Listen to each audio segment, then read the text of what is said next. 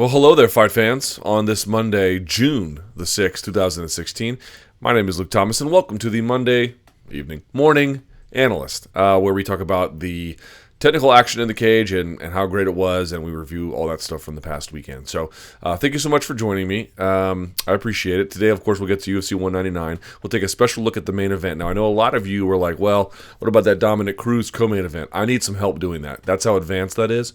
So I'm going to get some help from someone else to do that, and then we'll make a podcast about that. Obviously, don't want to overlook Dominick Cruz and everything that he did, but nevertheless, got to do it right. So I need some help to do that, and I'll recruit some and make a great podcast for you guys because we are off next week, so it gives me some time to do it. Or there's no UFC event next week, or MMA event, really, of note. I know there were some extracurricular things that happened outside of the octagon this past week that are of big news. Obviously, we were at Helwani. This is not the podcast where we discuss that, and this never has been. If you follow this podcast, you know we just talk about the stuff that happens in the octagon. And I will get to all those things, of course, on the MMA Beat this week and then on my live chat. So if you want to see that stuff, that's where you go. But today, we're just talking about some fights. And there was one big one over the weekend, UFC 199 here in part one. Let's go ahead and start talking about it now. This took place at the Forum in Inglewood, California, had an attendance of 15,587 for a gate of 2.168 million. It was headlined by a middleweight title fight by Michael Bisping, who defeated Luke Rockhold at 3:36 of the first round via KO. We will break down this one in more detail in the second segment, but suffice to say, there's sort of two things that stand out to me about this. One, he made a tactical adjustment. It was a use of the left hand as a hook in ways he did not really use it in the first fight. I will show you evidence of that. So one, it was that. Two, this is the greatest KO of his career, not merely because of the stakes, late notice, a guy he already lost to, you name it, but on its own terms. Like all of his previous TKOs, if you look at them, the guys from Fight Metric contacted me, to reinforce this point anyway, all of the guys he had beaten previously that he had stopped with strikes usually came from, or at least began in, the clinch. That didn't happen this time. He just used his hands and crushed him. It is very much Holm versus Rousey-esque, which is to say, if you look at all of Holm's other fights in the UFC, that was her easiest one. This is arguably his easiest fight. He didn't take hardly any damage, if any at all, very little anyway, and blasted out a guy who was supposed to be his toughest challenge, no sweat. Unbelievable. And I think three, in addition to the fact that he is now the first champion from the UK, it's more than that. It is, historical in its own right for the things I took out of the equation to measure that KO win before, namely that it was 17 days notice, that it was a guy who he had lost to, that everybody had counted him out. And even from the odds standpoint, the betting odds, I believe he was plus 600. Sarah was only plus 700 before he fought St. Pierre the first time. So truly a historical win in mixed martial arts, and one we'll look at more in the second segment. Dominick Cruz retained his bantamweight title, defeating Urijah Faber 50-45, 50-45, 49-46. I don't know what round you could possibly give to Urijah Faber. This was, classic trademark Cruz, going in and out of distance, changing angles all the time, creating traps, making guys move, making guys miss, countering them. There's a few things that stood out for me in this one. The first was that I don't think Faber's taken punishment like he used to, which he kind of noted. That wasn't, he sort of alluded it to in generalities, that the performance wasn't up to par. He looks the part. He physically looks great. He's still pretty fast, actually, for 37. But there seems to be a permanent sensitivity to leg kicks that he's retained since that Aldo fight. And then more than that, for me, what I noticed was, he didn't take a shot all that well. Now, no one's ever said Faber has Dan Henderson in his prime kind of chin, but he never went down that easy before, or at least not in the last, not 5 years ago. He wouldn't go down like that. He'd be 32, 31 back then. So that really stood out for me. Two, everyone was sort of pointing out Cruz takes these deep breaths. He goes, right, a lot from the basically end of the first round on. Cruz told me he does that on purpose. It's sort of like a metronome. It sets his timing. What he does is he goes, and then he launches into whatever sequence of attacks that he has planned in his mind. It's not because he's out of breath or tired. It's a way to set in motion everything. I just want to sort of make that point. And then I think three, again, I want to get another pair of eyes on that fight to pick up some of the details that I'm sure I would miss on my own. But he did have the foot taped up, but I thought his movement was excellent. I just thought the amount of pressure he was able to put on Faber as the fight wore on was suffocating. But in terms of the nuances about what the angle changes mean and the ducks and the dodge and what they mean for certain directions, I'm going to look at that in a more expert eye at a different time. Max Holloway defeating Ricardo Lamas, unanimous decision, 30-27 across the board.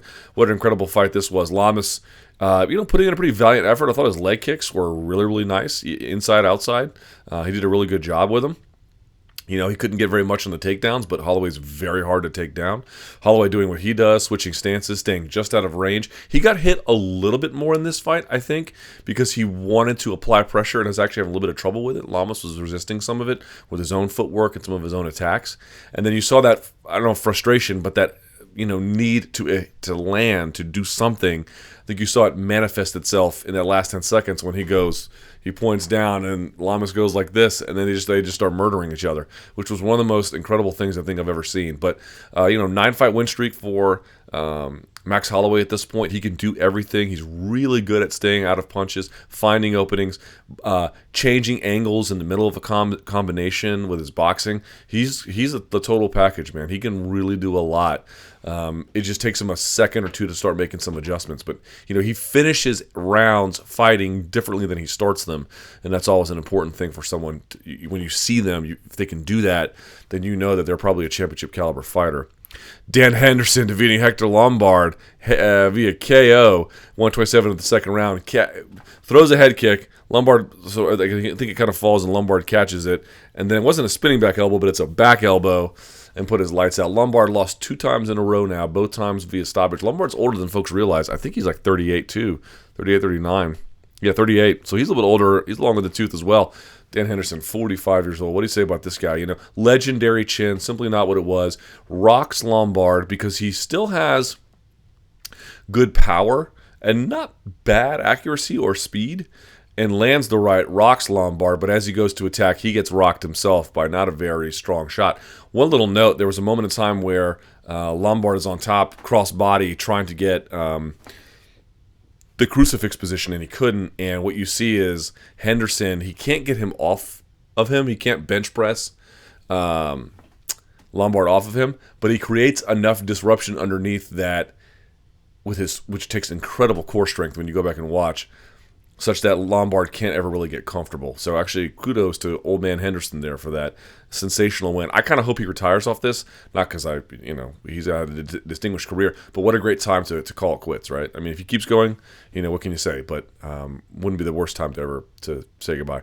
Dustin Poirier defeating Bobby Green, 253 of the first round via KO. This was nice. The thing I noticed that Poirier is really good at doing is changing angles in the inside space on boxing. He's really good at taking steps out and pivoting and then moving back into another neutral space and really, really adept at that. He gave Bobby Green fits with that, and then once he hurt him, he took his time and finished him off. But just a sensational job by Dustin Poirier. You move to the prelim card. Brian Ortega taking on Clay Guida, wins at 4:40 of the third round with a knee. Clay Guida ducking and dodging, always opens himself up for that knee. I had Paul Felder on my radio show talking about this, that it's really hard to, use traditional boxing slips and ducks and counters because you can just get kneed doing it. You have to be adapting those kinds of things for MMA.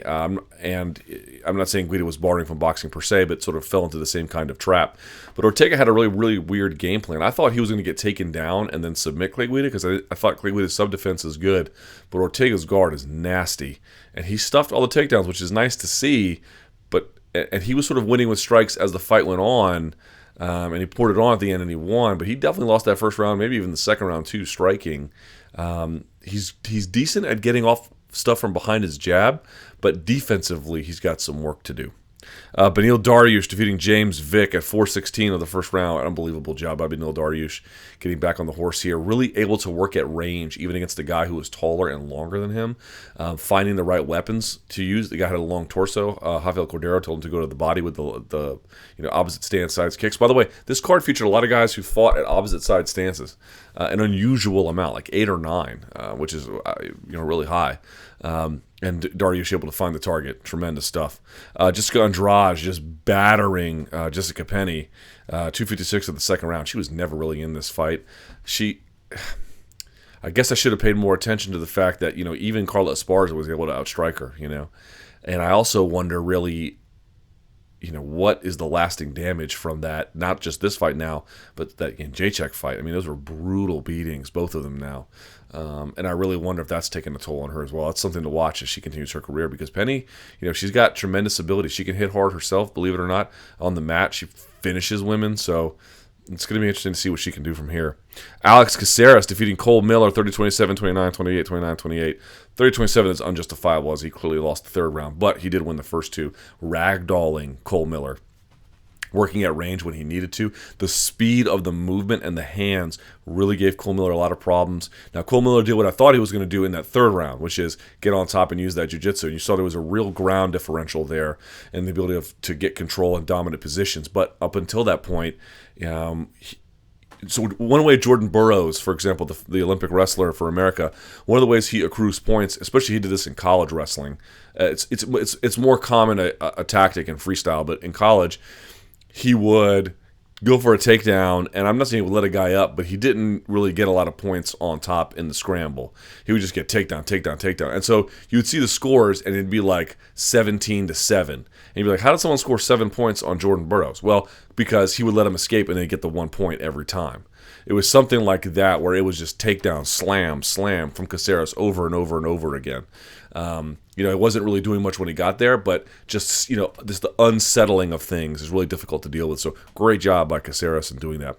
Then you move to the prelim card, or the Fight Pass portion. Sean Strickland defeating Tom Breeze via split. I had it for Tom Breeze. Thought he was a little bit more active, especially in the first. Even in the third, I thought he had done pretty well, but judges saw it differently. Luis Henrique da Silva defeating Jonathan Wilson. This was a crazy fight. One guy primarily using his boxing, and Wilson, another guy trying to be a little bit more of a Muay Thai guy. But the left-handed stance, the left straight, giving Da Silva a lot of problems. He gets rocked, goes down. Wilson goes down, gets swept, and then gets finished because he was so tired at that point. So I think the lesson there for both Da Silva and Wilson was that you got to get outside of your comfort zones a little bit. Like, I just thought Wilson was good with his boxing, but it was it. Like, there was no other threat that was going on. He was trying to tie him up and get inside space all the time in the clinch, but it wasn't really working all that well. So he didn't do poorly, he just didn't do enough. Kevin Casey versus Elvis Matopcic goes to a draw. I don't even have to say anything about this, although obviously, must have been difficult for Kevin Casey, who was the son-in-law of Muhammad Ali, to have fought under those conditions.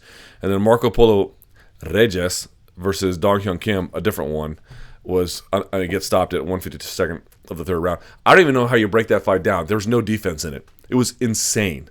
Both guys just rocking each other over and over and over again. Kim getting a couple of trip takedowns and getting on top. Wasn't able to do a whole lot with it. Reyes just really good about finally doing a little bit more defensively, and then a little bit more in terms of just sticking to his boxing. Kim doing a little bit more of just walking into punches, and that ultimately made the difference in the end. But if you haven't seen that fight, you have a Fight Pass account, you must watch it. It's insane. Okay, that's the first segment. Let's take a look at Bisping versus Rockhold in a little bit more detail. Some of it seems pretty obvious, but I kind of pull a little bit of information into there that I think you might appreciate. Let's take a look at that now. All right, so here we are. Let's take a look at something here. Now, this might look a little bit unfamiliar to you. You're like, wow, Luke Rockhold has a beard. I remember him having a beard on Saturday night, and he didn't have a beard on Saturday night. This is actually a scene from their first fight. Now, I'm going to go through and show you stuff from the second fight, of course, but I want to establish some conditions here, because I went back and I looked at the first fight, and I was like, okay, what can I see that went different between the first and the second fight? And the answer is that left hand that Bisping landed is not accidental. So when I saw what happened in the fight on Saturday at UFC 199, I went back and I said, what can I see about the use of that in the first fight? And here's the truth of it in the first fight. He barely used the left hand at all outside of serving as a jab. And even with the jab, he didn't really even double or triple jab. He would just kind of single jab. And what you see from all the time from Luke Rockhold is this. Luke Rockhold is willing to surrender the inside space here. You can look on the foot, because what he wants is to land a counter right check hook. He did it all the time. As Bisping would come forward, you'd see Rockhold just lean back out of the way. He'd be out of the way virtually every time, right? And what he would do is, as he would come in, he would check hook. Bang, right on top, or you can at least threaten with it. And what you saw from Bisping was jab, jab, cross. You'll see a little bit more from him from that, but the left hook is barely ever used. There were a couple of instances of it. We're going to take a look at them now from the first fight, but there's not many. So here we see at 236 with the first round. I think this is after the headbutt. You see him charging in. He's taking the outside angle, which, again, Luke Rockhold wants, actually. He catches him with that check hook right here. This is what he wants every single time as he leans and gets out of the way. This is an important part. And as you can see, I want you to pay attention to the distancing between their bodies. The left foot of Bisping is on the outside right foot of Rockhold, but they're still separated. Like, one is not behind the other guy. This will be important later on as we look at footage from, or slides anyway, from the second fight. So here we go. Check hook. You see him. He kind of doesn't land it just so clean, but the punch never scores. He can't do anything with it, and Rockhold's able to get out of the way. So you get a 206. Here they are facing off. Let's see what happens. Same thing again. He takes an inside space. He's leaning out of the way. Catches him with that right hook. The left doesn't come anywhere close. He charged with the right and then went with the left this time. So he used it as a sort of a straight punch, but not as a hook, as the third punch, backing Rockhold up in the straight line. Rockhold might back up in a straight line, but you have to follow with punches to make that matter, right? If you're just throwing 1 or 1-2, he can still get out of the way. It's when you put 1, 2, and then 3, that's when it really becomes problematic. And you also notice for Rockhold, he jabs a little bit in this fight, in the first fight in 2004, not a lot. He does jab in the second fight, and that's kind of what gets him in trouble as well. So we keep going. Now this is one instance where Rockhold kind of makes a mistake. Here we go. He gives Bisping this inside angle. You see him do this on purpose all the time. He keeps trying to take that outside angle. Bisping's happy to give it to him. This time it doesn't work quite so well because now Bisping takes a step out, kind of fools Rockhold. This one, the right here, doesn't land, but the left comes through, actually. This left will land. And I didn't get a good shot of the slide. But trust me, that lands here. And it certainly backs him up. And you can see Rockhold kind of angles out and then backs straight up. Just pay attention to this. These are the only instances where he was really able to make this work. Here's another one. Takes that outside angle. What does he want? He wants that check right hook to come inside, catch him as he comes in. Leans back. This is the common tactic. Now look at their bodies. He's kind of outside of the knee here. This will be relevant for later. The punch kind of slips off the shoulder. Right hand comes through. It catches a little bit, but now watch this. Bang. He throws the outside leg kick. Now, he didn't throw the punch, which he could have here. You see how he could have just nailed him with it here. Decided not to. But here's the point about this. Remember what I mentioned before when he was throwing the 2 punches in succession and wasn't getting anywhere? This is what I'm talking about. So he throws the 1 punch, throws the second punch, and then catches him dead to rights. There's a lot of different things going on here. One is that you have you've trapped him against the wall so he can't move out of the way. You can land. Another one is you're going left to right. That's important. Another one is you're using hand and feet combinations together. But I just want to point out it's when he really added, a 1, 2, 3, 4 beat to the striking combinations was when he really made a difference. This is why coaches tell you don't single strike.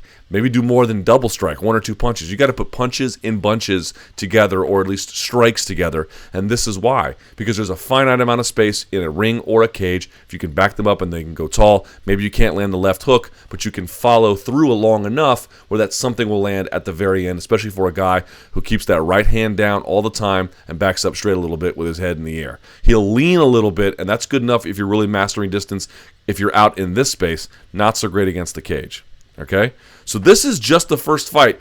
Bisping did a few more things than this, and he actually got reactions out of Rockhold whenever he would land. He didn't like being hit. I think one of the things I was looking for was if Bisping can land on him, he can force reactions out of Rockhold, but he has to add a layer of dimensionality to his striking that allows him to strike as he covers distance. And that's what you're seeing here, especially for someone like Rockhold who wants to use that right hook by surrendering inside foot position on purpose. Now, let's take a look at the second fight and see what that tells us. Okay, here we are. This is now the second fight. Things should look a little more familiar to you. They're wearing Reebok shorts and everything. First one is, look, it's 4:24 of the first round, and I want you to pay attention here. What do you see here? Left hand from Bisping, right hand from Bisping. What is Rockhold doing? Hand down, leaning. You can see the weight's going that way. But what does Bisping do? Throws another left hook. Now it misses because Rockhold leans and gets on his horse. But here's my point. In the first fight, I couldn't show you anything until like the fourth minute before Bisping started putting punches together at a 1-2-3 or a 1-2-3-4. Adding a jab hook cross. Now he's doing it right away. Right away he's doing it. To me, this is evidence that they knew tactically they had to adjust to that. They knew Rockhold wanted that check hook. They know Rockhold keeps his hand down. It's going to be hard to pressure him. It's going to be hard to get him to back up. He does it, to Rockhold's credit. He does a really good job of getting that gangster lean going on where he's just out of the way, punches slide off of his shoulder, but it's worth pursuing. Let's keep going. We jump to 4:19. Here comes the jab. Foot positioning, we can't quite tell. You can see the check hook probably wants to come over the top. What does Bisping do? Left, right, left again. It misses, but he's throwing it. He's throwing it back to back. Everyone was saying, he threw the combination right before he hit him. No, he threw the combination from the very first minute of the very first round. That's what he did. Let's keep going. Here's another angle. Now, who has outside foot positioning here? It's, again, Rockhold. Actually, Rockhold usually has to be on the inside, so this is a little bit different. Bisping kind of slips here. Counters with the left. Rockhold's leaning all the way back, and it just misses. But I want you to see how close they are again. This is going to matter. Still kind of knee on the outside of the other knee. They're almost stepping on each other, but I do want you to pay attention. It leans over and it almost catches him with that left hook again, the left hook counter. This is more of a check hook in this particular case. But I want you to pay attention to how close they are. See that?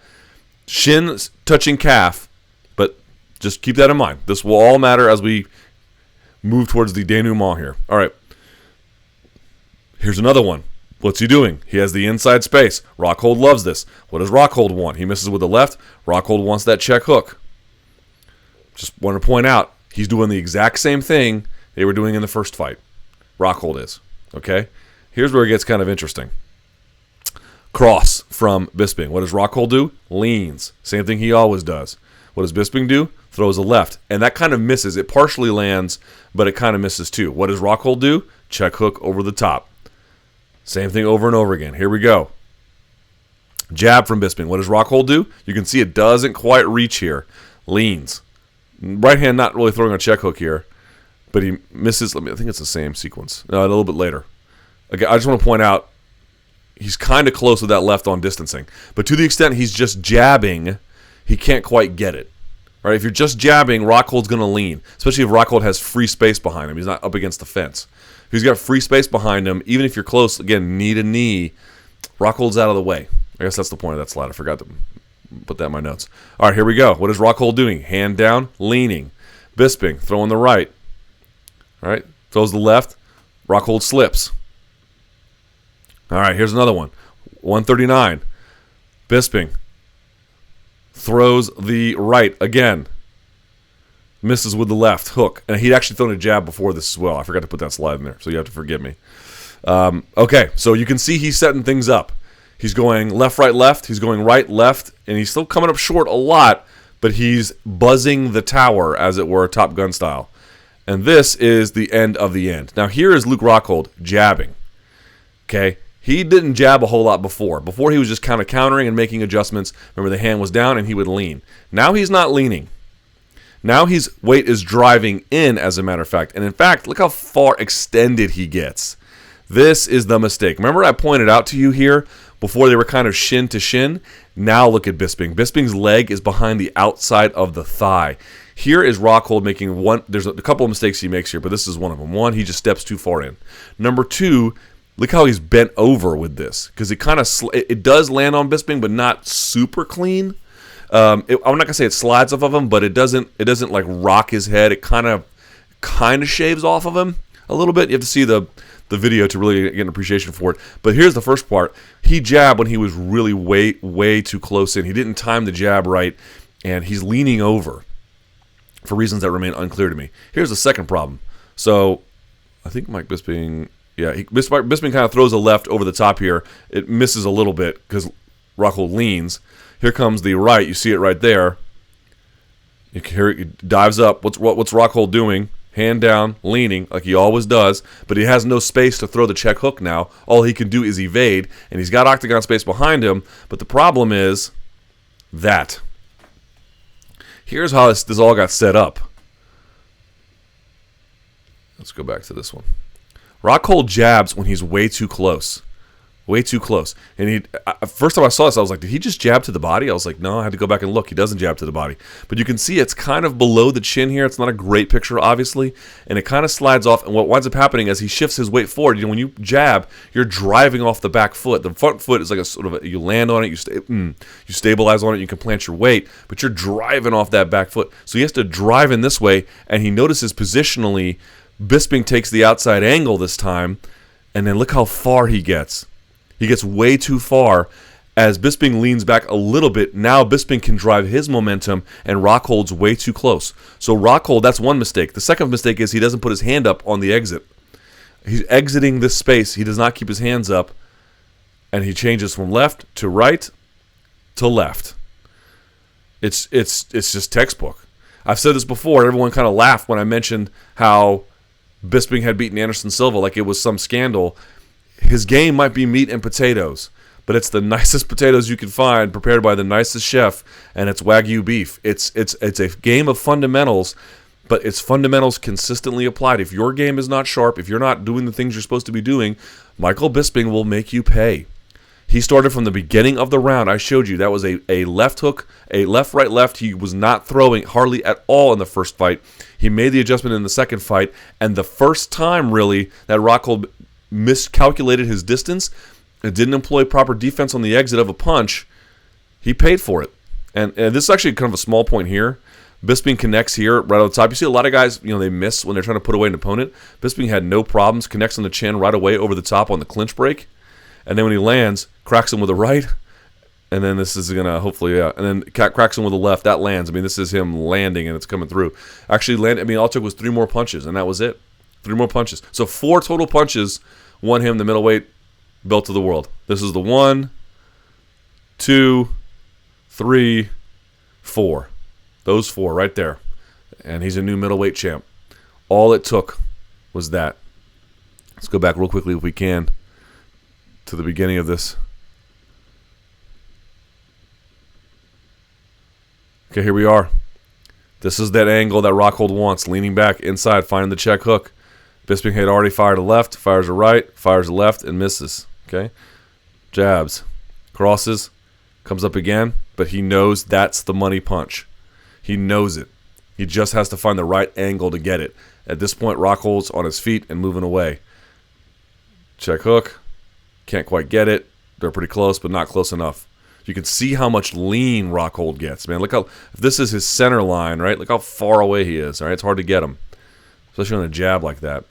And this is just, again, this is the space Rockhold wants. Leaning out, check hook, likes to give him that inside space, loves to get that angle, right? Although he's a little bit, he prefers actually to be on the inside here, which is why I think this one misses. Cross, misses with kind of close, but not close enough because he leans. Jab, leans again and misses. Cross, again, kind of misses because he leans. Cross, misses, but he's throwing that left. He's finishing combinations with the left. And here it comes. Throws the left, throws the right. Trust me, he throws it after this. And then, pow. Follows him up, and there you go. The lesson here is Michael Bisping consistently applied 1 or 2 technical adjustments at the very right moment. All it took, this is what they say when they say at the highest level of the game, if you make 1 error, that's it. Luke Rockhold had done a masterful job, not merely in the first fight, but in the second fight, of finding that space for the check hook, about staying on his toes and staying away, not committing himself to punches that he wasn't really truly a master of, at least not in these kind of contexts, and then made adjustments all the rest of the way through. In this particular case, he got overextended on a jab, backed out without his hands up. He was positionally too close, couldn't do anything, and Michael Bisping made him pay by making the kind of adjustments he needed to finish on a 1, 2, and then a 3. Michael Bisping is your new middleweight champion of the world. All right, so there is no UFC or big MMA event next week. There is, I think the next one is, let me see here. There's Bellator 156, that's June 17th. Galval versus Dantas. We'll get to that card later. And then there is, of course, UFC Fight Night 89, McDonald versus Thompson. And that's at the TD Place Arena in Ottawa, Canada. That'll be a big one. But that's on that Saturday. So those are the next two. But next weekend, there's nothing. So some of you have written me being like, hey, you should get someone to bounce this off of. On events where we're doing like fight nights or it's an off weekend, I might get someone to do that. So I think I'm going to have someone help me talk about the Cruz fight against Faber because it's just so spectacular. And then we'll maybe put that up next week. I know I often say that and don't do it because the interest fades, but I got to make a point of it, especially if I can have someone help me do it. So if someone you guys want to see me do it with, that sounded kind of weird. I meant the podcast. Let me know in the comments. You can shoot me an email, luke.thomas@sbnation.com. Check out the Promotional Malpractice live chat where we talk about all the topics in MMA. That'll be on Wednesday. And then, of course, my radio show, Monday, Wednesday, Friday on SiriusXM. It's the Monday morning. Well, it's the Luke Thomas show, which is a good show, I think. So I'm told. I don't know. Thank you guys so much for watching. Really appreciate it. Congrats to all the winners. And until next time, guys, enjoy the fights.